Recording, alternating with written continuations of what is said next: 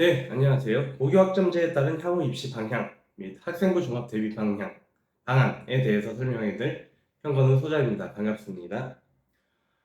아마 이 영상을 보시는 대부분의 학부모님들께서 고교학점제, 내년부터 시행되는 고교학점제보다는 그래도 올해 학생부 종합을 어떻게 대비할 것인가에 대해서 관심이 더 많으실 것이라고 생각하기 때문에 오늘은 학생부 종합에 대해서 중점적으로 다뤄보도록 하겠습니다.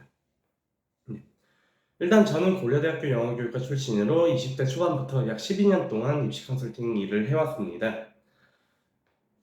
그리고 현재는 대치동역에서 입시설계사무소 대학감이라는 입시연구소를 운영을 하고 있습니다. 우선 들어가기 전에 저희 한국이 어떤 인재를 바라보고 있느냐에 대해서 먼저 알아두셔야 그래야 그 이후의 내용 이해가 편하실 것 같아서 우선은 변화하는 인재상, 그러니까 시대의 변화에 따라서 변화해온 인재상에 대해서 먼저 말씀을 드리도록 하겠습니다. 1기와 2기, 예비고사 그리고 본고사 때는 이때는 사실상 공부 잘하는 학생이긴 한데 근데 다면적 사고력을 평가하기보다는 정말 학생의 암기력을 평가하는 그런 시험이 주로 치러졌습니다. 예비고사 플러스 본고사 때 물론 본고사가 상당한 난이도로 출제가 되면서 단순히 학생의 암기력뿐만 아니라 다면적 사고력을 평가한다는 취지로 시행이 되었지만 본고사 같은 경우에는 고등학교 과정을 뛰어넘는 범위에서 출제가 됐기 때문에 이거는 학생의 사고력을 평가한다기보다는 오히려 사교육을 조장한다는 그런 비판을 받게 되어서 사라지게 되었습니다. 이후로 등장한 대입학력평가는 사실상 지금의 수능보다는 조금 지금의 내신 같은 암기형 시험이라고 보시면 되는데요. 근데 이거 역시도 주입식 그리고 암기식 교육만을 주장한다는 대학 측의 비판이 컸습니다. 그래서 일시적으로 대학별 논술고사를 도입을 하게 되는데 준비 부족으로 금방 폐지가 되게 됩니다. 자, 그 다음에 드디어 이제 수능 시대가 열렸죠. 수능 시대와 함께 열리게 된 게 죽음의 트라이앵글 시대입니다. 수능뿐만 아니라 내신과 논술까지 모두 다 챙겨줘야 되는, 그래야 대학에 갈 준비를 할 수 있는 그 시대인데요. 본고사가 1994년에 일시 부활을 한 다음에 바로 논술 전형을 탈바꿈이 됩니다. 그냥 처음에는 전공별로 실시가 되다가 이제 통합교과형으로 문과, 이과, 그 다음에 문과에다가 플러스 수학 지식까지 평가를 하는 상경 계열형으로 실시가 되게 되는데 이거는 본고사 폐지로 인해 가지고 다면적 사고력을 평가하지 못한다는 대학 측의 비판에 연관되어서 범교과적 사고력을 평가하게 되는 그런 쪽으로 입시가 흘러갔다고 보시면 되겠습니다. 그리고 수시 전형 같은 경우에 처음에 도입을 했을 때 28.8% 그러니까 약 30% 비중으로 도입이 됐는데요. 근데 논술을 제외한 그 이후의 전형 같은 경우에는 내신만 보는 내신형 정량평가였습니다. 정량평가라고 한다는 거는 저쪽에 제주도에 있는 고등학교의 내신이나 아니면 서울의 정말 명문 고등학교, 이때 당시 그래도 평준화가 되긴 했지만 무슨 경기고나 이런 고등학교에서 똑같은 내신을 맡으면 똑같이 평가가 된다는 그런 의미입니다. 점점 내신 비중이 증가되면서 특목고 제도가 도입이 되는데 근데 특목고 제도 같은 경우에 단순히 공부를 잘하는 학생이 아니라 학생의 좀 다방면의 재능을 평가하기 위하고 그리고 학생이 다방면으로 본인의 재능을 펼쳐나가기 위한 그 장치라고 생각을 해주시면 됩니다. 자, 죽음의 트라이앵글 이후에는 죽음의 다이아몬드 시대가 와요. 이때 본격적으로 입학사정관제가 도입이 되면서 그러면서 비교과까지 챙겨야 되는 수능, 논술, 내신 그리고 비교과까지 챙겨야 대학에 가기가 수월한 죽음의 다이아몬드 시대가 열리게 됩니다. 이게 본격적인 학종의 시작입니다. 그래서 지금까지 맨 처음에는 암기력 위주로 평가를 했다가 이제 단순 암기력이 아닌 사고력 위주의 평가를 하겠다 하는 이런 노력이 보이고요. 그 다음에 단순히 처음에 했던 것처럼 정량 성적 위주가 아니라 발전 가능성과 사고력을 포함한 다면적인 학생 평가를 추구하는 방향으로 한국의 입시는 흘러왔습니다. 그런데 이게 처음으로 학생부 종합전형, 그때는 입학사정관제라고 하는데 입학사정관제가 처음에 도입됐을 때 상당한 비판이 있었습니다. 왜냐하면 그때까지만 해도 암묵적인 내신 커트가 존재했어요. 예를 들면 어느 지역에서 어느 학교에서 한 1점 내신 1.5 미만은 내신 1.5보다 못 보면 그러면 서울대를 쓰면 안 된다. 이런 암묵적인 내신 컷이 존재했습니다. 그리고 암묵적인 고교 등급제 역시 존재했어요. 그러니까 외고랑 자사고랑 일반고랑 서로 다르게 보는 거죠. 일반고 중에서도 평소에 이 학교에 많이 좋은 학교를 많이 보냈던 일반고 같은 경우에는 더 좋은 평가를 받고, 그렇지 않은 일반고 같은 경우에는 상대적으로 떨어지는 평가를 받게 됩니다. 그리고 이때는 화려한 외부 활동이 중요했어요. 각종 대회, 그러니까 지금은 아예 학교 내에서 있는 대회도 의미가 없게 됐는데, 이때는 올림피아드 같은 외부 대회가 정말 중요했습니다. 그리고 영어 성적도 기재가 가능하게 됐는데요. 그래가지고 저도 제가 이 시대 때 대학을 준비했던 사람인데, 저도 이때 탭스를 보느라고 열심히 영어 공부를 했던 기억이 납니다. 그리고 또 재밌었던 건 이때는 6장 수시 제한도 없었고요. 근데 자소서 대학별 공통 문항이 없었어요.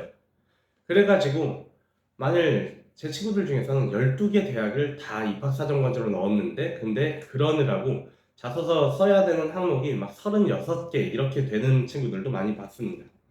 이때 있었던 비판은 이건 금수저 전형이다. 무슨 해외봉사, 돈 있으면 해외봉사 가서 화려한 스펙을 만들려고 오는데, 근데 돈이 없으면 그러면 이거는 못 지원하는 전형이냐. 그리고 현대판 응서제도다 앞에 있는 금수저 전형이랑 비슷한 맥락에서의 비판이었고요.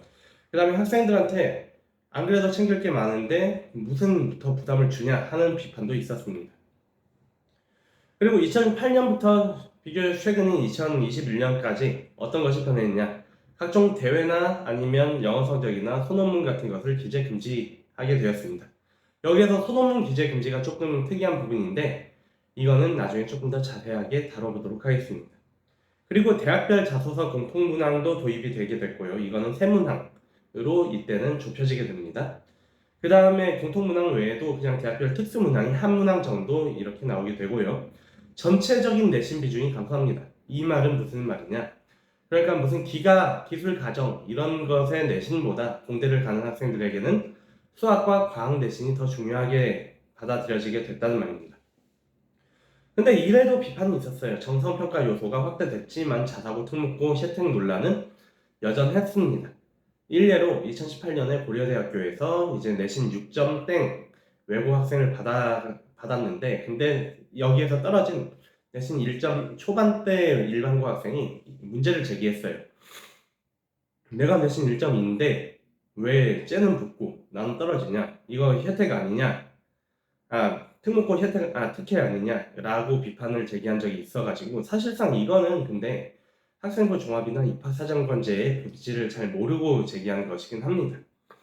어쨌든 근데 그 다음에 이게 문제가 되어가지고, 이 이후에 특목고나 아니면 우수 자사고 같은 데에서 조금 더 내신 컷을 보수적으로 잡고 대학을 쓰는 경향이 탄생했습니다.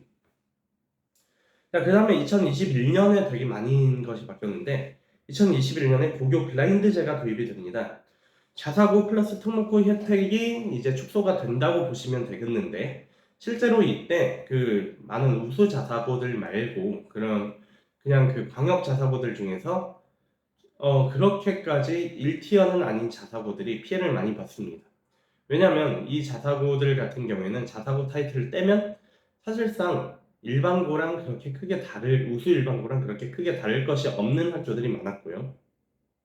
그렇기 때문에 우수 일반고랑 자사고랑 그렇게 구분이 안 되는 경향이 발생해가지고 안 되는 상황이 발생해서 일반 자사고들이 피해를 조금 많이 봤습니다. 하지만 그럼에도 불구하고 특목고들 같은 경우에는, 그리고 일부 자사고들 같은 경우에는 이것에 대한 혜택이 아직도 남아있다고 볼 수가 있는데요. 왜냐하면 과목 자체에서 티가 확 나요. 예를 들면 스페인어 중급 회화다. 이것이 있는 학교는 이거는 외고일 수밖에 없거든요. 그렇죠? 그리고 지금 한민고등학교라고 저쪽 위쪽에 있어요. 경기도 위쪽에 있는데, 거기 그 진학제도 교사가 뭐라고 인터뷰를 했냐면, 올해도 가장 많은 합격자가 나온 학급이 고급물리랑 정보교과를 선택해서 수강한 학생들 반입니다 라고 말을 합니다. 이 말은 뭐예요? 이런 과목들 같은 걸로 조금 차별화를 시키는 학교들이 있다 라는 말이죠. 그리고 똑같이 그 전국청 자사고들 중에서 국제반이 있는 학교들 같은 경우에 AP 과정을 운영을 합니다. AP 과정을 운영을 하는 학교가 전국에 몇 개가 되지 않아요. 그렇죠. 그래가지고 이런 부분에서 어떤 학교들 같은 경우에는 자기네가 일반 고등학교가 아니라는 것을 강력하게 티를 내고 있고, 이것이 실제로 어느 정도 유효한 상황입니다. 그리고 자소서 공통문항이 세문항에서 두문항으로 축소됐습니다. 부담은 조금 많이 덜었고요. 그 다음에 계속해서 2021년부터 일부 대학에서 자소서가 폐지가 되게 됩니다. 자소서의 한계를 체감한 건데요.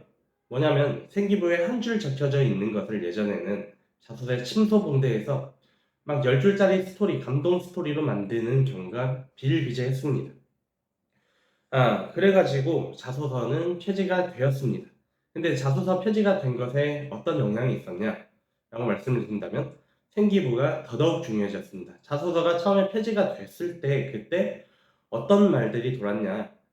내신이 더 중요해진다라는 말들이 돌았는데요. 사실상 내신이 더 중요해진다기보다는 생기부가 더 중요해졌습니다. 실제로 자소서가 폐지되는 그러니까 일부 대학에서 자소서가 폐지되는 첫 해에 많이 비판을 받기도 했어요. 이거 학생부 종합이 아니라 학생부 교과 전형 아니냐, 입결 까봐라 이러면서 비판을 받기도 했는데, 그런 비판 때문에라도 내신만 보는 학생부 교과처럼 갈 수는 절대 없습니다.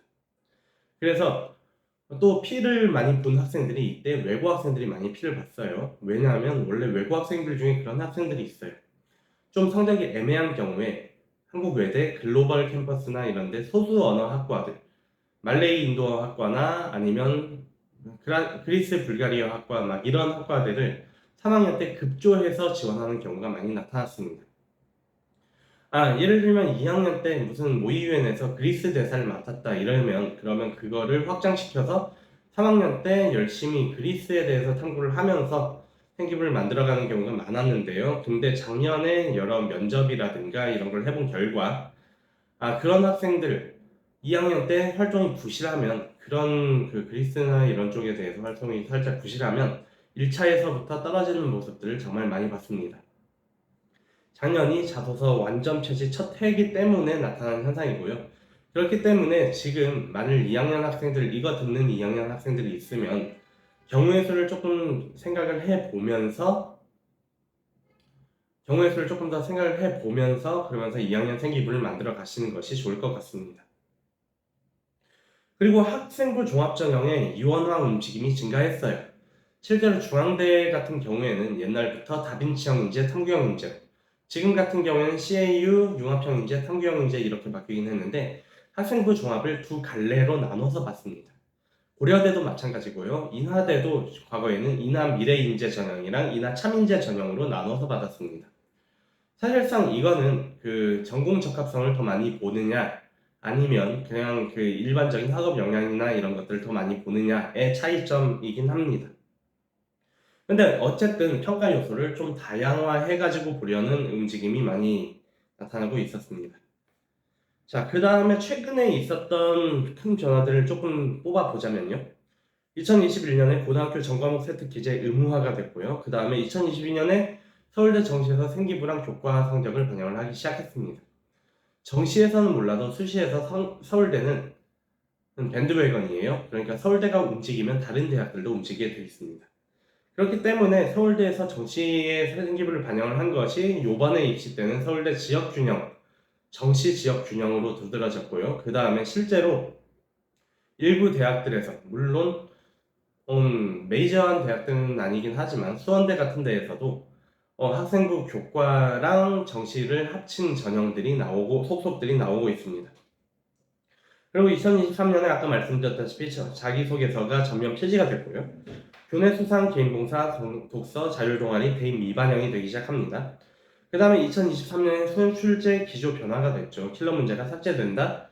선택 과목 유불리가 최소화된다. 그리고 2025년에 고교학점제가 드디어 전면 도입이 되고 내신 5등급제가 실시가 되고 그 다음에 통합형 수능까지 이때부터 실시가 됩니다. 이때부터 실시가 됩니다. 그래서 평가 중점을 보자면 객관적 정량평가, 원래는 옛날에는 완전히 정량평가였다가 이제 중간에 잠깐 입하사정관제 도입으로 정성평가가 도입이 됐다가 이제는 조금 말이 웃기긴 한데 객관적 정성평가가 실시가 되고 있습니다. 여기서 객관적 정성평가라고 하는 거는 조금 이따가 말씀을 드릴 텐데 정성적이면서 거기에서 객관적인 요소를 최대한 강조한 평가라고 생각을 해주시면 되겠습니다. 사실 내신 5등급제라든가 통합형 수능이라든가 이런 것들은 지금 그렇게까지 관심이 있으신 부분은 아닐 테니까 그러니까 일단 넘어가고요. 평가 중점에 대해서 말씀을 드리겠습니다. 사실상 요즘 기사들 중에서 학생부 교과가 확대되고 있다라는 기사들이 가끔씩 나와요. 그쵸? 그런데 이거에 대한 오해를 일단 풀어드리고자 합니다. 학생부 교과 같은 경우에 확대가 전체적으로 봤을 때 확대가 되고 있는 것은 분명히 맞습니다. 이건 왜 그러냐면요. 자, 전국의 대학들을 봤을 때 사실상 우리가 가고 싶어하는 대학은 상위 잘 쳐줘봐야 한 10%에서 20% 정도의 대학입니다. 나머지 대학 같은 경우에는 사실상 우리가 그렇게 가고 싶어하는 대학이 아니죠. 그래서 이 10%에서 20% 정도의 학생들을 봤을 때 이것이 보통 한 일반고 기준에서 정말 잘 쳐줬을 때 내신 4.0 정도까지 이제 끊기게 돼요. 이거는 보통 좋은 대학뿐만 아니라 이름을 들어본 대학, 이름이 익숙한 대학들의 기준입니다. 그런데 이런 대학들 같은 경우에는 학생부 종합을 당연히 확대하게 됩니다. 근데 나머지 대학들 같은 경우에 학생부 종합을 확대할 이유가 없어요. 왜냐하면 내신 4.0, 무슨 내신 5.0 정도 되는 학생이다. 이 학생이 그 우수한 자사고, 그러니까 전국형 자사고나 아니면 특목고가 아닌 이상 생기부를 그렇게 챙기지는 않아요.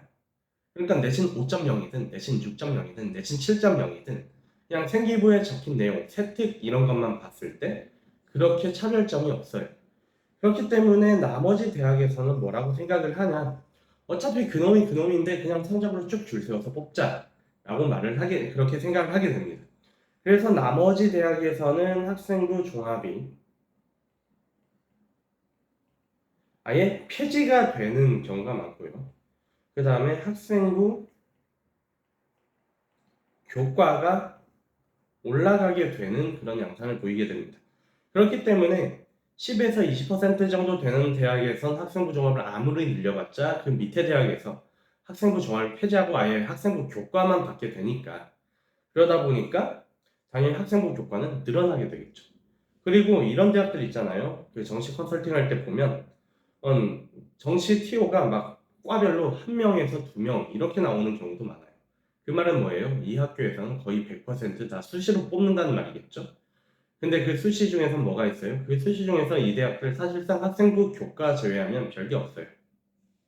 그렇기 때문에 전반적으로 봤을 때 학생부 교과는 늘어나고 있는 것이 맞지만 우리가 가고 싶은 대학에 있어서는 학생부 종합이 오히려 확대가 되고 있다라는 것, 이 지점은 알아주셨으면 좋겠습니다. 자, 이제 좋은 생기부, 왜 객관적으로 좋은 생기부가 존재할 수밖에 없는지에 대해서 말씀을 드리겠습니다. 작년 그러니까 2023년 대학 입시 때 이때 한 학생이 6.3등급을 받고 경희대 사학과를 갔어요. 물론 외고입니다. 근데 이 학생이 어떻게 6.3등급 가지고 경희대 사학과를 갈 수 있었을까요? 6.3등급이면 이 학생이 이 학교에서는 서울여대랑 경기대를 쓰라고 했어요. 그렇지만 저는 이 학생이 경희대 사학과에 적합하다고 생각을 했습니다. 어떻게 그렇게 생각할 수 있었는지 그것을 지금부터 말씀드리겠습니다. 일단 학생부 종합전형에는 평가 요소가 총 3개가 있는데 하나는 학업 역량, 하나는 진로 역량, 하나는 공동체 역량이에요. 물론 예전 같은 경우에 학업 역량, 그 다음에 전공 적합성, 발전 가능성, 인성 이렇게 4개의 분야로 나누긴 했는데 그때나 지금이나 사실상 평가하는 요소는 크게 달라지지 않습니다. 자, 근데 문제는 뭐예요? 이런 걸 봤을 때 학업 성취도 당연히 내신이죠. 그쵸? 이건 내신입니다. 근데 나머지 학업 태도나 통구력이나 아니면 진로 탐색 활동 경험이나 나눔과 배려나 아니면 협업 소통 능력이라든가 이런 것들은 우리가 정량적으로 볼 수는 없는 부분이에요. 분명히. 그쵸? 그렇기 때문에 학업 태도, 탐구력, 협업, 소통 능력, 나눔과 배려, 진로, 탐색, 활동 경험 이런 것들을 어떻게 평가를 할 것이며 이런 것들이 이 학생이 좋은지 나쁜지 어떻게 알 수 있느냐를 지금 말씀드리고자 합니다. 자, 이거는 넘어가고요. 일단 학업 역량에 대해서 말씀을 드릴게요. 학업 역량은 학업 성취도, 학업 태도, 탐구력이라고 나눠져 있는데 이것은 교육부에서 발표한 오피셜한 것입니다. 학업 성취도라고 하는 건 당연히 내신이에요. 근데 중요한 거는 내신에서도 정량 평가가 아니라 정성 평가를 보고 있습니다. 그 다음에 학업 성취도 같은 경우에 이거는 학업 성취도일 수도 있고 학업 태도일 수도 있는데 독서가 상당히 중요해졌습니다. 근데 아까 분명히 앞에 그 자료에서 독서는 생기부에서 빠진다라는 자료를 보신 적이 있을 거예요. 그쵸? 근데 왜 독서가 중요하냐? 독서가 사실 유명무실했던 이유가 있어요. 독서가 유명무실했던 이유는 바로 여기에 있습니다.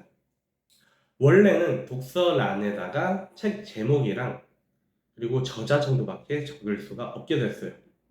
그리고 학기가 끝날 때 독서록을 받게 되는데 이 독서록에는 뭐가 적히냐? 사실상 학교마다 다르긴 해요. 한 2페이지, 3페이지 적어와야 적어준 학교도 있는 반면에 한 2-3줄 적어도 적어주는 학교들이 있습니다. 감상문을요. 그렇기 때문에 어떤 학생이 나타나냐? 자, 이 학생은 경제학과 가고 싶어요. 그래서 미시 경제학을 읽었대요. 이중구 교수님. 말이 안 되거든요, 이거. 미시 경제학은 공부하려고 읽는 거지 어떤 독서의 개념이 아닙니다. 독서의 개념이 아니라 학습의 개념입니다. 이런 말도 안 되는 일들이 자꾸 발생을 하니까 독서가 유명무실하구나. 그러면 대신 뭘 하자? 책을 읽고 읽은 내용에 기반해서 어떤 탐구를 했다 아니면 읽고 무엇을 느꼈다 이걸 아예 세특에다가 적게 하자. 단순히 책 이름이랑 저자만 가지고는 우리가 읽을 수 있는 것이 없다. 대학 측에서 읽어낼 수 있는 것이 없다라고 평가를 하죠. 또 이게 그 부작용이 뭐가 있으냐면요. 이렇게 해서 열심히 넣습니다. 한 학기에 막 책 20권, 30권씩 넣어요. 근데 이거는 언제 업보가 되죠? 이거는 고스란히 업보로 쌓여서 학생이 면접 준비할 때가 되게 괴롭습니다. 읽지도 않은 책을 읽었다고 거짓말 쳐놨으니까 그거를 이제 현실화 시켜야겠죠. 그래서 책 막 20권, 30권, 40권씩 옆에 쌓아두고 읽습니다. 면접을 준비하는 동안. 이 학생은 다른 학생들 수능 준비하는 동안 면접을 준비하는 거예요. 책 읽으면서. 자, 그 다음에 학업 태도 부분인데요. 학업 태도 같은 경우에는 학업을 수행하고 학습해 나가려는 의지와 노력입니다. 물론 여기에서 과목 선택이랑 과목 내 토론 탐구 연구 글쓰기 등이 드러나는데 이거는 보통 자율 탐구라든가 아니면 세특 발표라든가 이런 부분에서 많이 나타납니다. 창체에서 동아리, 자율, 진로 활동에서도 나타나는 부분이고요. 그 다음에 탐구력이 있습니다. 탐구력이라고 하는 건 어떤 대상에 대해서 호기심을 가지고 깊게 꾸준히 연구할 수 있는 역량을 의미하는데 수업 내 탐구 활동이라든가 수업 내 궁금증을 확장시키는 그런 것을 의미합니다. 여기에서 주제 선정이 상당히 중요해지는 부분이고요. 세특 자율 탐구라든가 동아리 자율 진로 활동에서 나타납니다. 여기에 대해서는 제가 할 말이 있는데 조금 나중에 설명을 드리도록 하겠습니다. 자, 근데 여기에서 학업 성취도에 대해서 오해를 상당히 많이 하는 부분들이 있어요. 사회문화가 6등급인데 원점수가 90점, 전체평균 91점, 표준편차 6점이. 이 학생이 과연 사회문화를 못하는 학생일까요? 그렇지 않습니다. 사회문화가 6등급이 나왔다 하는 거, 이거는 학생부 교과에서는 치명적이에요. 사회문화가 6등급이 나왔다 나머지 다 1등급을 받아야 그래야 조금 만회를 해가지고 최상위권 대학을 학생부 교과로 써볼 수 있는 학생입니다. 그런데 여기서 표준편차 개념에 대해서 조금 말씀을 드리려고 해요. 표준편차라고 하는 거는 보통 뭐냐면 경쟁이 심한 정도를 의미해요. 보통 저는 어느 정도를 기준으로 보냐면 18에서 22 정도를 기준으로 봅니다. 이 기준을 잡고 이것보다 높으면 표준편차가 높다. 이것보다 낮으면 낮다. 라고 평가를 하는데 표준 편차가 낮다는 말은 뭐냐면 경쟁이 심하다는 말이에요.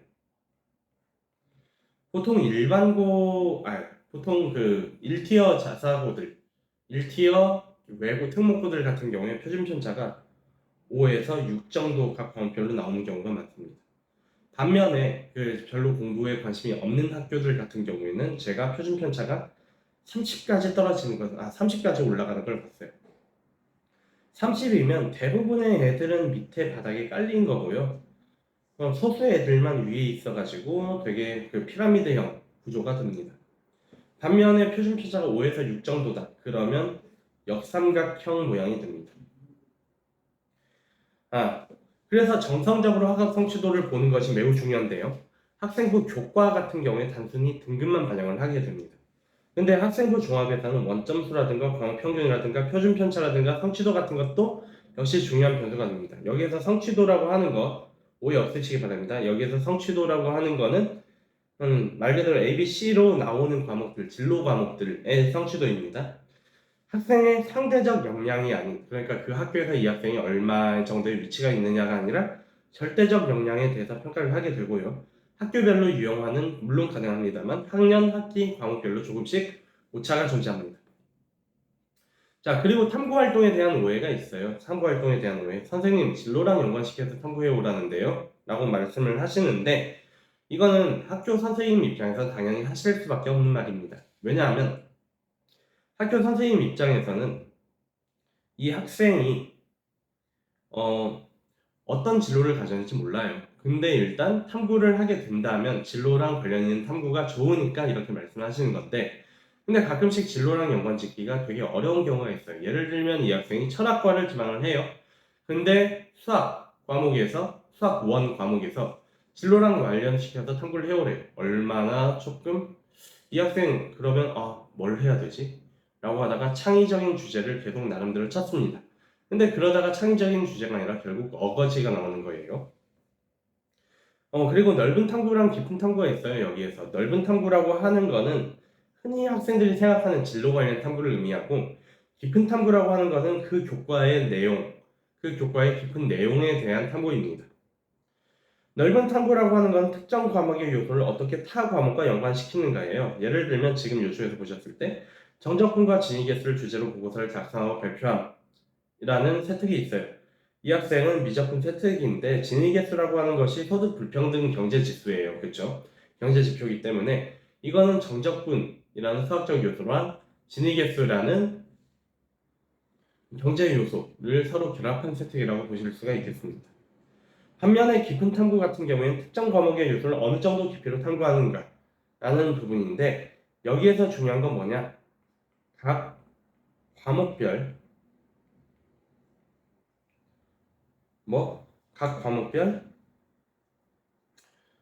학습 목표예요. 각 과목, 각 단원에 보면 학습 목표가 있습니다. 이 학습 목표의 긴밀한 세특일수록 긴밀하고 깊은 세특일수록 깊은 탐구라고 보시면 되겠습니다. 여기서 예를 들면 봉산탈춤을 현대적으로 재창작했대요. 근데 학교 생활의 일화를 재단 구조에 맞게 구성하여 친구들 앞에서 발표했대요. 재단 구조에 대한 이해는 이때 봉산탈춤의 필수적인 학습 목표입니다. 그 다음에 작품의 재단 구조와 탈춤의 상형 특성 이거 역시도 마찬가지겠죠. 봉산탈춤을 배울 때 반드시 이 학생이 습득을 해야 되는 것이라고 생각을 해주시면 되고요.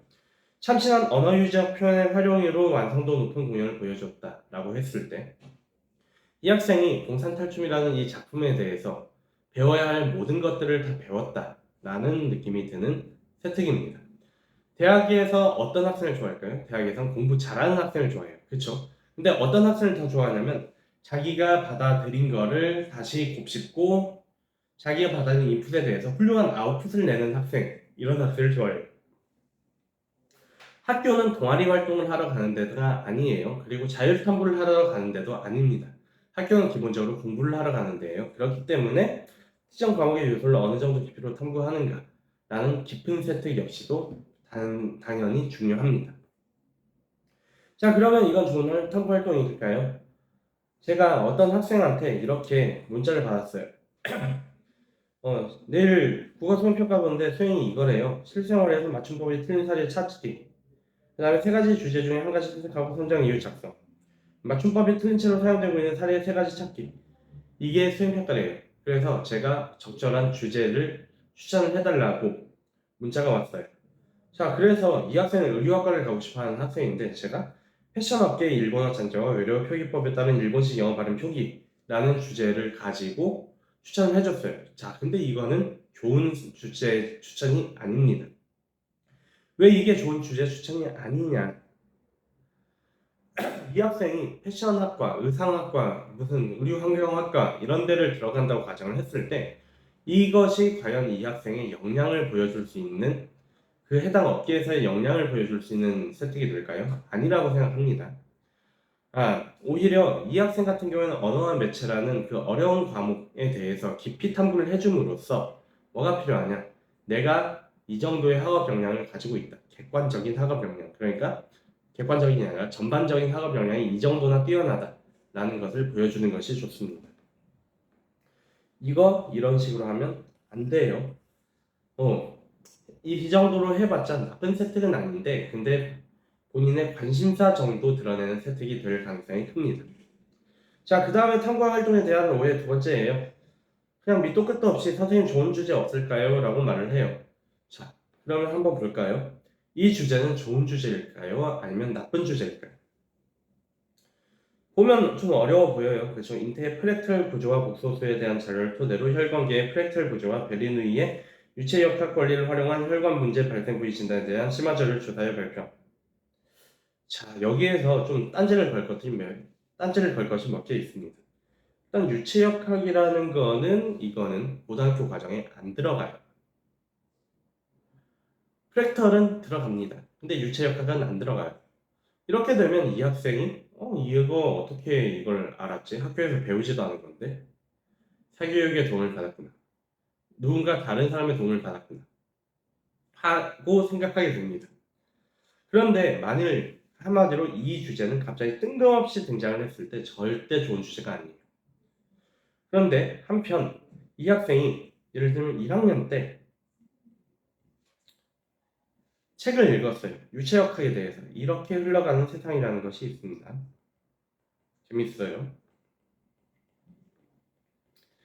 이런 책을 읽고 이 학생이 그 유체역학에 대해서 스스로 막 공부를 했어요. 1학년, 2학년 흘러가면서. 그러면 이 학생은 이 원리에 대해서 충분한 이해도를 지니고 있다고 평가를 받게 됩니다. 그렇기 때문에 이 학생 같은 그런 학생들 같은 경우에 1학년 때 프랙털, 유체역학 이런 거에 대해서 계속 탐구가 있어온 학생들 같은 경우에는 1층, 2층이 제대로 쌓여졌으니까 이렇게 좀 어려운 주제를 한다고 해도 충분히 개연성이 있다고 평가를 받습니다. 그렇기 때문에 이 학생 같은 경우는 서울 일반고 내신 1.7 학생인데 서울대 융합공학과, 고대 바이오공학과, 연세대 IT융합학과에 1차를 합격한 학생입니다. 1차 합인 이유는 이 학생이 수능을 잘 봤어요. 그래가지고 이 세 군데 다 면접을 안 갔습니다. 그래서 1차 합입니다.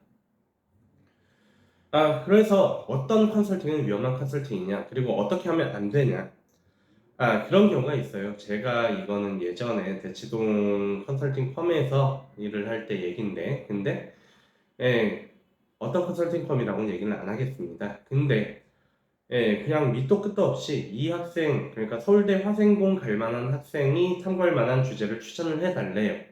그래가지고 그 주제를 저는 모르죠. 이 학생이 어떤 학생인지. 1학년 때 어떤 탐구를 했고 2학년 때 어떤 탐구를 했고에 대해서 전혀 아는 바가 없기 때문에 그러면 1, 2학년 생기부는 빌드업은 어떻게 돼요? 라고 하니까 그거를 공개를 안 해주십니다. 자, 이렇게 되면 1층 없이 2층이 쌓이게 되는 거예요. 제가 아무리 좋은 주제를 추천을 해준다고 해도 그래도 이 학생 같은 경우에는 1층, 2층이 없기 때문에 이거는 좋은 주제가 아니게 됩니다.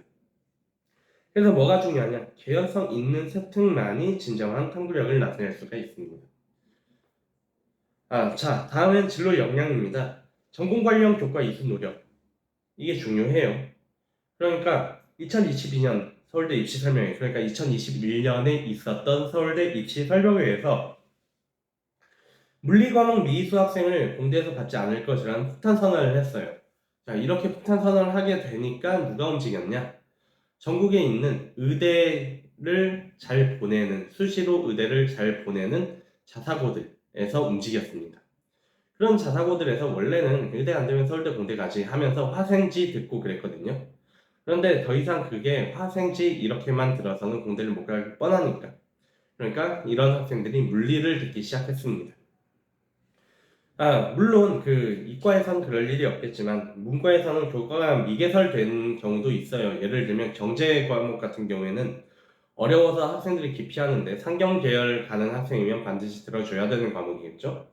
이런 경우에 무슨 공동교육과정이라든가 이런 걸 통해 가지고 반드시 보완을 해줘야 합니다. 자, 그 다음에 전공 관련 교과 성취도 같은 경우에는 교과 성취도랑 동일하지만 전공 관련 교과 성취도가 좋아야 합니다. 그러니까 예를 들면 뭐 공대를 가겠다, 전기전자공학과를 가겠다, 기계공학과를 가겠다 이런 학생들 같은 경우에는 물리랑 수학 점수가 당연히 좋아야겠죠. 이런 겁니다. 그 다음에 진로 탐색 활동 및 경험인데 이게 되게 중요한 게 그리고 실수도 많이 하는 부분이 바로 이 부분입니다. 대학에서는 기본적으로 학생들을 1학년 학생들을 미완의 존재로 봐요. 이 학생들이 뭐가 되고 싶다 이런 거 없습니다.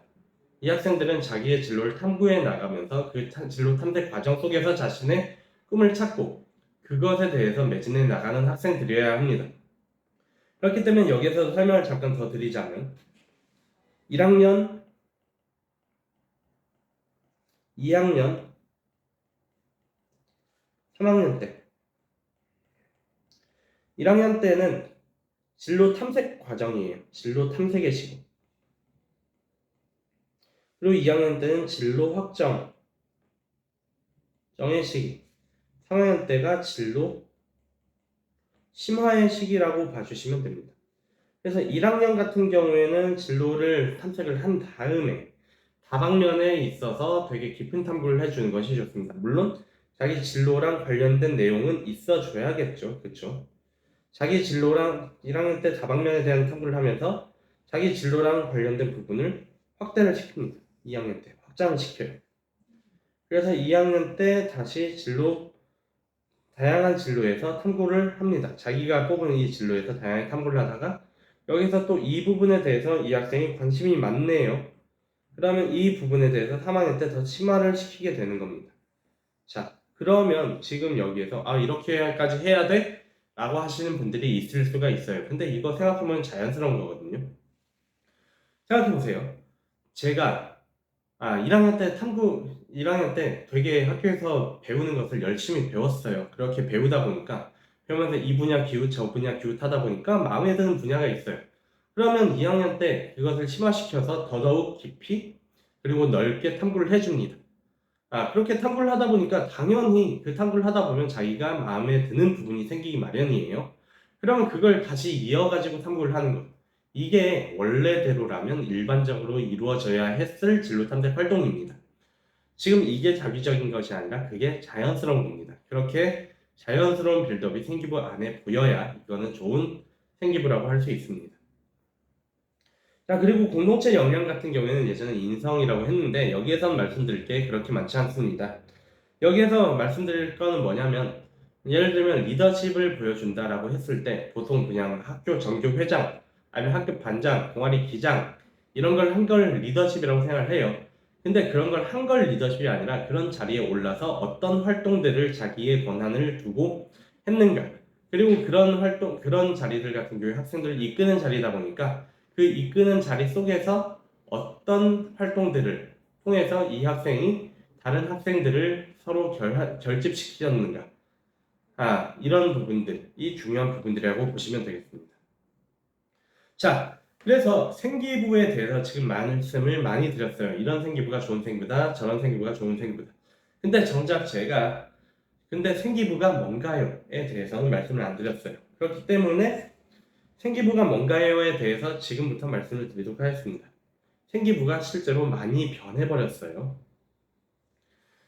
이제 창체, 세특, 행특 이렇게 있는데 여기서 창의적 체험활동이라고 하는 건 동아리라든가 자율활동, 진로활동을 의미하고요. 세특이라고 하는 것은 각 과목에 관련된 내용을 의미합니다.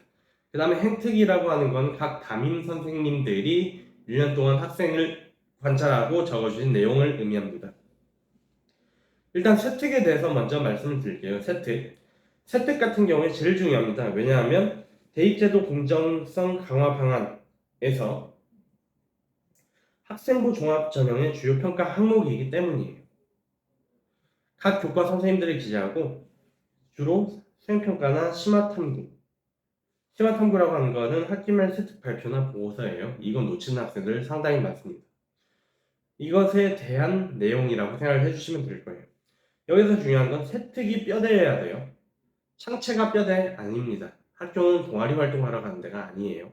학교는 수업을 들으러 가는 데고 수업에 대한 아웃풋이 세특이랑 내신에 그대로 나타나게 됩니다. 세특을 뼈대로 창체랑 행특이 과목 간, 학기, 학년 간으로 연결되는 것이 이게 중요합니다. 그래서 저는 보통 그 학생들한테 설명을 할 때 창체는 세특에서 했던 내용들의 집대성이다 라고 말을 해요. 다시 한번 창체라고 하는 것은 세특에서 수행했던 내용들을 집대성 시킨 것이다. 세특에서 쫌쫌따리 쫌쫌따 막 이러면서 그 조그맣게 이제 박혀져 있던 여러 키워드들이 하나로 합쳐지는 것. 그것이 그것이 창체라고 생각해 주시면 돼요.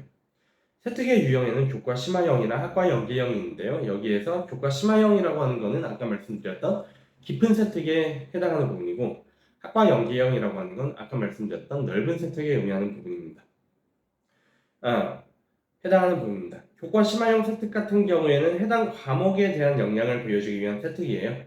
굳이 진로랑 연관되지 않아도 돼요. 아까 말씀드린 것처럼 억지로 진로에 연관시키는 것은 오히려 역효과가 납니다. 억지 세특이 될 수가 있어요. 오히려 이건 학생의 깊은 탐구, 즉 학생의 깊은 탐구라고 하는 건 뭐냐? 일반적인 학업 역량을 강조할 수 있는 세특입니다. 지금 여기서 보셨을 때 그리스 로마 신화에서 지혜찾기, 영어 말하기 과업에서 오디세우스 이야기를 소개했대요. 지금 이 학생은 의대를 지망하는 학생이었는데 근데 봤을 때 의대에 관련된 키워드는 하나도 없어요. 그렇죠? 그래서 이 세특은 정말 깊은 세특입니다. 오히려 뭐가 나오냐? 되게 저는 이게 좋았어요. 이런 것들 되게 좋았던 세특입니다. 왜냐하면 이 학생이 종합적인 사고력을 갖춘 학생이구나 하는 것이 너무나 잘 드러났어요. 인문학적 역량도 가지고 있구나 하는 부분. 반면에 학과 연계형 세특이라는 건 본인의 지망 학과와 관련된 전공 적합성을 보여주기 위한 세특이에요. 학생은 넓고 깊은 탐구를 강조할 수 있고 창의적으로 연관시켜서 작성하는 것이 좋습니다. 세특은 여기서 오해하지 말으셔야 할 게 세특이라고 하는 것은 기본적으로 학교 선생님들이 적어주시는 거예요. 그렇죠? 그래서 제가 여기서 창의적으로 연관시켜서 작성하는 것이 좋다라고 하는 말은 세특에 대한 것이 아니라 발표 보고서에 대한 것입니다. 오해가 없으셨으면 좋겠습니다. 예를 들면 이 학생 같은 경우에는 인체 내부 프랙탈 구조에 대한 심화 탐구를 진행했고 그 다음에 이 학생들 관련해서 유체역과 관련 참고해가지고 어떤 가사를 설정을 하고 확인하는 내용들이 나옵니다. 넓고 깊은 탐구가 잘 드러나 있는 세특이라고 보시면 되겠습니다. 좋은 세특은 보통 이렇게 이루어집니다. 학생 활동 내용, 학생 배운 점 및 발전 포인트, 그 다음에 선생님 총평인데요. 여기에서 선생님 총평 같은 경우에는 사실상 주관적인 부분이기 때문에 안 들어가도 무방하긴 합니다. 그런데 보통 학생이 우수하면 선생님들이 선생님 총평을 적어주시는 경우가 상당히 많습니다. 자, 지금 여기서 봤을 때 교과서에 나는 너에게 포위되어 살아간다를 보고 등등 세특이 나오는데 이걸 분석을 해보면 여기서 노란색으로 되어 있는 부분들이 학생이 활동한 내용들이고요. 그 다음에 초록색으로 표시된 부분들이 학생이 탐구한 내용에 대한 심화 설명입니다. 그 다음에 여기에서 나오는 그 하늘색 부분이 선생님의 총평이라고 봐주시면 되겠습니다. 창체 같은 경우에는 자율활동, 동아리활동, 진로활동이에요. 가볍게 하고 넘어가겠습니다. 자율활동 같은 경우에는 모든 학생이 참석한 활동을 적을 수도 있고요. 그 다음에 개인활동을 적을 수도 있습니다. 여기서 당연히 지원자 고유의 특성을 드러낼 수 있는 개인활동이 무엇보다도 중요하겠죠. 근데 그렇다고 해서 모든 학생이 참석한 활동에 대해 가지고 이것이 아예 의미가 없다는 건 아닙니다. 뭘 하면 의미가 있을까요? 여기다가 후속 탐구를 하면 의미가 큽니다. 여기서 후속 탐구가 어떤 탐구인지를 말씀을 드릴게요. 후속 탐구라고 하는 거는, 자, 이거는 또 중요하니까. 후속 탐구가 있고요.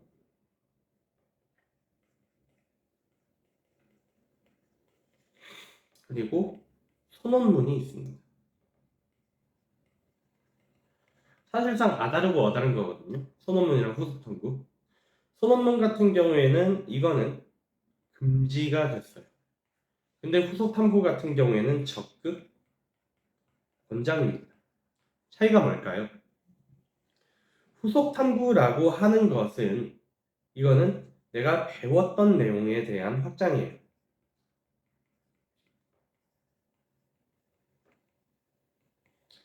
한편 소논문 같은 경우에는 그냥 뜬금없는 주제예요.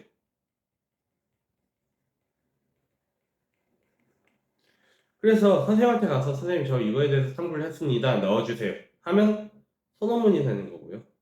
선생님 제가 이번에 오늘 배웠던 내용들 중에 이 내용이 너무나도 가슴에 깊이 남아서 혹은 흥미로워서 이 내용에 대해서 다른 내용을 추가를 한다면 재밌는 탐구가 될 것 같아요.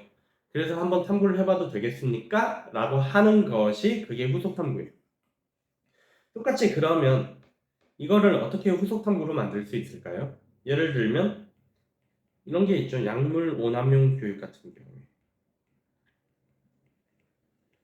자, 약물 오남용 교육에서 이걸 들었는데 예를 들면 여기에서 어떤 사람한테는 카페인이 일반적으로 각성제로 알려져 있지만 어떤 사람한테는 각성제고 어떤 사람들한테는 이완제라는 것을 알게 됐어요. 이게 너무 신기하다. 보통 커피 마시면 잠 깬다고 알고 있는데 그러면 어떤 것이 이 차이를 만드는지에 대해 가지고 탐구를 해보고 싶습니다. 라고 선생님께 말씀을 드리면 그러면 후속 탐구를 하게 해주실 거예요. 그래서 이런 식으로 활용을 하시면 모든 학생이 참석한 활동도 이것도 결국 뭘로 만들 수가 있냐? 나만의 활동으로 만들 수가 있습니다. 그리고 이런 내용은 훨씬 더 좋겠죠. 왜냐하면 학생이 뭐 스스로 어디에서 뚝 떨어진 주제를 가지고 하는 것이 아니라 학교에서 배웠던 모든 것을 온전히 받아들이고 있다는 의미가 되니까요. 자치활동, 적응활동, 행사활동, 창의적 특색활동 등을 기재를 하는데 여기에서 세특에서 적힐 게 없으면 행사활동 위주가 됩니다. 그렇기 때문에 자율활동이라든가 진로활동이라든가 이런 거 하기 되게 이런 거를 하는데 되게 신경을 많이 써주셔야 돼요. 아니면 어떤 게 적히냐? 몇 회 졸업식에 참석해서 그 선후배 간의 우정을 다짐 이런 거 적히게 되는데 이런 거 전혀 의미가 없습니다. 자, 그 다음에 동아리 활동이에요. 동아리 활동에서 자율 동아리는 이제 적히지 않게 됐고 정규 동아리만 적히게 됐는데 여기에서 모든 부분에서 다 어필이 가능합니다. 단순히 활동을 나열하는 것이 아니라 근데 여기서 학생의 우수함이 잘 드러나도록 기록을 해주셔야 돼요. 그렇게 그 탐구 활동을 짜주셔야 합니다. 좋은 예시랑 나쁜 예시가 있어요.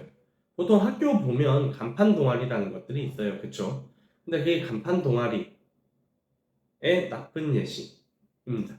간판 동아리가 좋은 거는 보통 간판 동아리가 간판 동아리인 이유는 여기에서 매해마다 의대 학생이 나왔다. 매해마다 스카이 잘 보낸다. 하는 것이 이제 간판 동아리의 특징인데 간판 동아리의 특징은 뭐냐면 커리큘럼이 잘 짜여져 있어서 그것만 따라가도 중박이에요. 그렇죠? 중박은 쳐요. 학생이 막 이것저것 막 활동 꾸리고 이럴 필요는 없어요. 커리큘럼이 이미 잘 짜여져 있기 때문에. 근데 그런 커리큘럼 그대로 따라가다 보면 뭐가 되냐면 이렇게 나쁜 예처럼 나열식 세특이 됩니다. 그냥 이 학생은 이거 보면 이기 그래피티 활동을 했고요. 혈액형 판정 실험을 했고 좀 이상한 거 있죠. 그쵸? 친구들과 함께 실험을 진행해서 재밌었고 그 다음에 감자즙 효소 실험을 했고 이게 끝이에요. 이게 끝입니다. 정말로 안 좋은 세특이에요. 나열한 세특. 만약 이 학생이 이걸 했다면 여기에다가 후속 탐구를 해줬어야 돼요. 근데 후속 탐구가 전혀 없죠. 그리고 이 부분에 대해서 할 말이 있는데 왜 이렇게 적혔을까요? 모든 활동에는 그 활동 보고서를 내게 돼 있어요. 이거는. 모든 선생님들이 다 모든 학생들 다 기억을 하실 수 있는 것은 아니기 때문에, 그렇기 때문에 당연히 선생님들이 세특을 적어줄 때는 활동 보고서를 보고 적게 됩니다. 근데 여기서 활동 보고서는 보통 3단계거든요. 탐구 동기, 아니면 활동 동기, 그리고 활동 내용, 탐구 내용, 그 다음에 느낀 점 및 감상, 이렇게 되는데, 이거는 이 학생이 느낀 점 및 감상에 친구들과 함께 실험을 진행하여 재밌었음, 이렇게 적었기 때문에 이렇게 적힌 겁니다. 특히 남학생들 같은 경우에 이게 더 심해요. 탐구 동기, 어떻게 적어요? 탐구 내용, 적는데 힘을 다 쏟아요.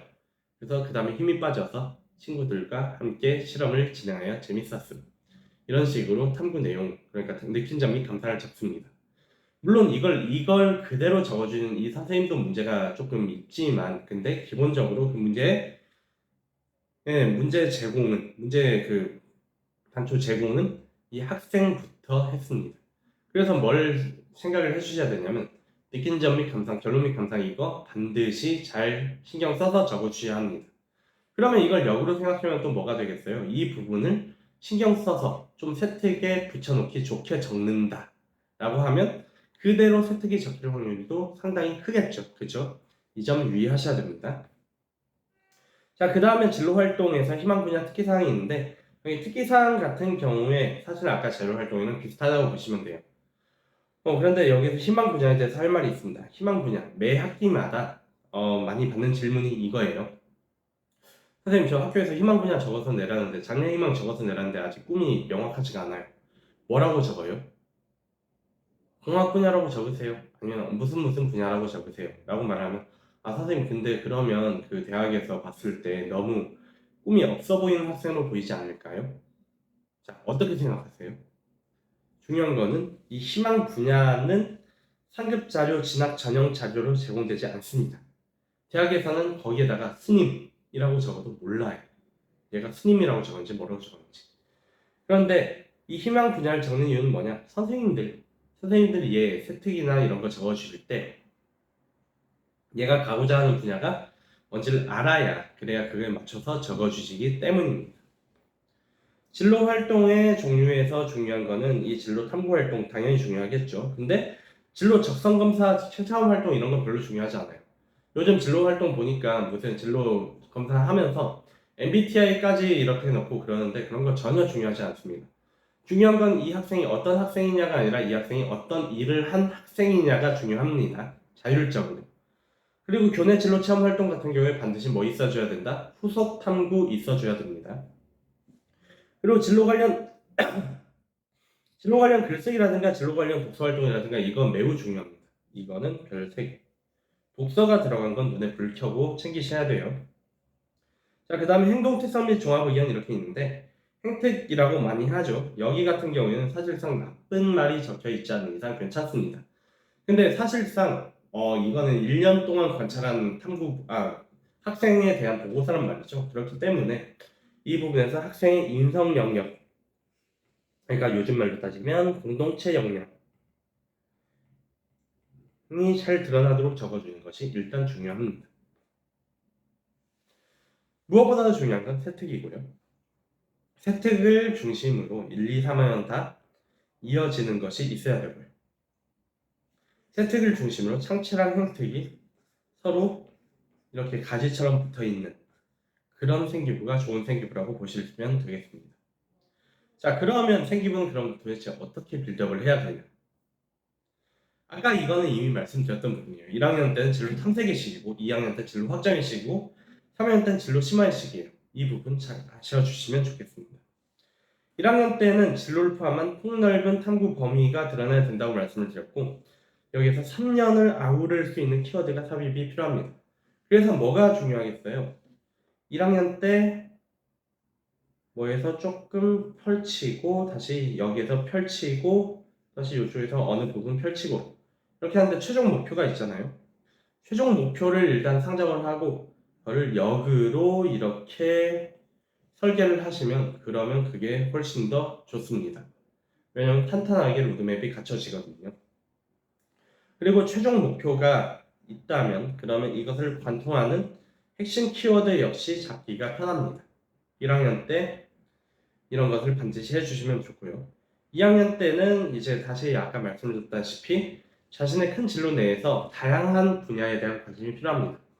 그러니까 예를 들면 뭐 정형외과다, 의사다 라고 하면 내가 정형외과 의사를 원한다고 해도 그냥 메디컬 분야 전반에 대한 관심을 보여주셔야 돼요.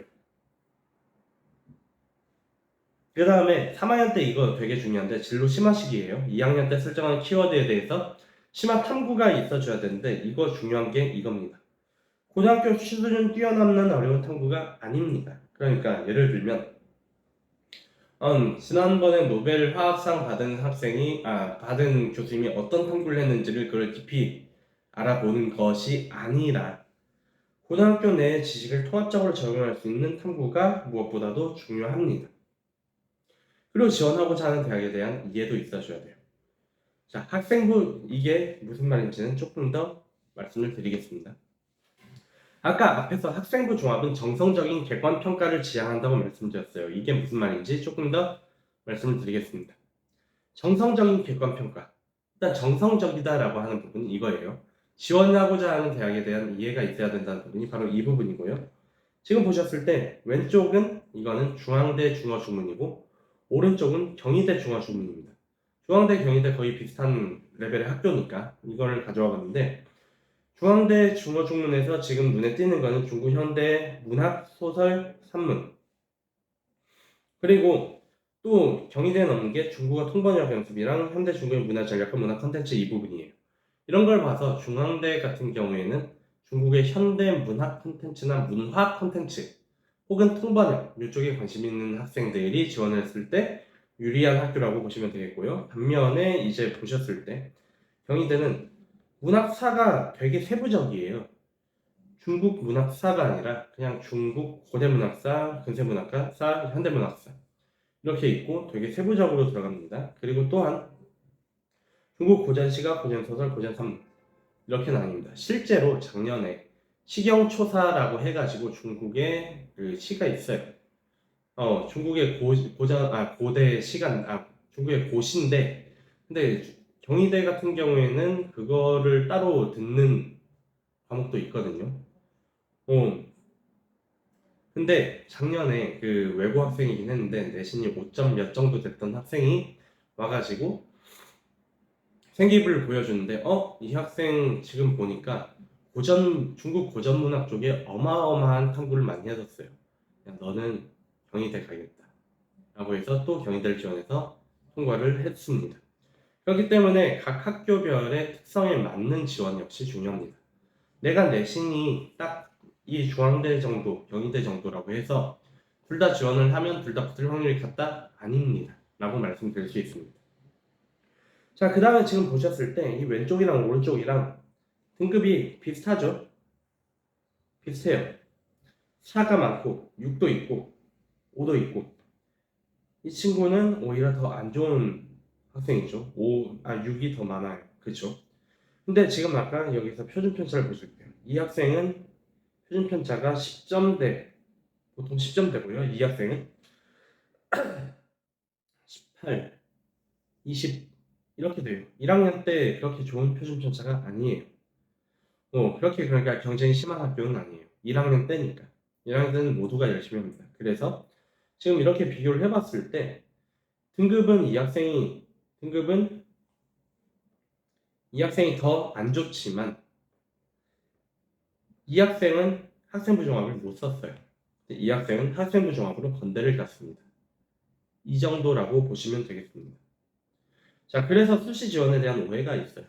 1 초반은 의치항약수 스카이를 간다. 1 중반에서 1 후반은 서성안을 간다. 1 후반에서 2 초반은 중경외시를 간다. 물론 일반고 기준입니다. 그래서 내신이 어느 등급이면 어느 대학교에 지원하면 된다.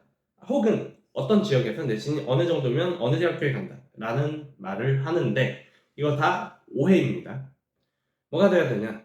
이렇게 돼야 돼요. 이 학생은 땡땡고에서 내신이 어느 정도고 땡땡고는 객관적으로 봤을 때 이 정도의 학교이기 때문에 이 학생은 일반적으로 어느 정도 대학교에 지원한 학생들과 비슷한 학업 성취도고 생기부를 보았을 때 1학년에서부터 3학년까지 키워드가 이렇게 발전하고 있으니까 이 학생은 어느 대학교, 어느 학과랑 적합하다 라고 말해주는 것이 올바른 수시 컨설팅의 역할이라고 생각합니다.